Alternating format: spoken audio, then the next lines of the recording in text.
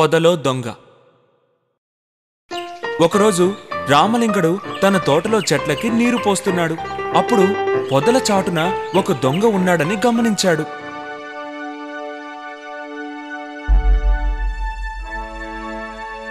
ఓరి దేవుడా, వీడు దొంగలా ఉన్నాడే. వీడిని ఒంటరిగా పట్టుకోలేను. నేను కేకలు వేస్తే పారిపోతాడు. చుట్టుపక్కల వారు ఇక్కడికి రావడానికి ఏదో ఒక ఉపాయాన్ని ఆలోచించాలి. తెలివైన రామలింగడికి ఒక ఆలోచన వచ్చింది. తన భార్యని పిలిచాడు. సీతా, కాసిని నీళ్లు తీసుకురా. ఇవిగోండి నీళ్లు. అన్నట్లు దేనికి నీళ్లు? నేను నోరు శుభ్రం చేసుకోవాలి. రామలింగడు నోట్లో నీళ్లు పోసుకొని పుక్కిలించి పొద వెనుకున్న దొంగపై ఉమ్మివేశాడు. సీతా, మరో చెంబు నీళ్లు తీసుకురా. మరో చెంబా? సరే, తెస్తాను. రామలింగడు ఒక చెంబుడు నీటిని ఆ దొంగపైనే ఉమ్మివేశాడు.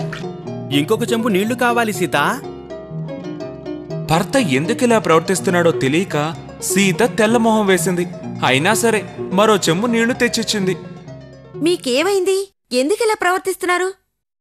రామలింగడు జవాబేమీ చెప్పకుండా నోటులోని నీళ్లను ఆమె ముఖంపై ఉమ్మివేశాడు. ఆపై అతను తలిచినట్టే అంతా జరిగింది. ఏంటండి మీరు చేస్తున్న పని? మీకేమైనా పిచ్చా?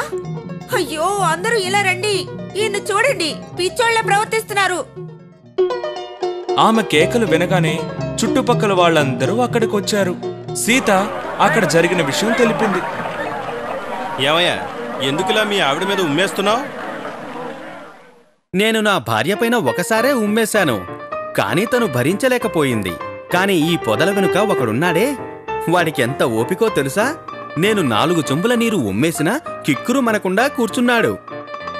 పొదలకు వెనుక దాగున్న దొంగని అందరూ కలిసి పట్టుకుని రాజుగారికి అప్పగించారు. రామలింగుడు ఆ దొంగని పట్టుకోవడానికి ఇలా నాటకమాడాడని అందరికీ అర్థమైంది.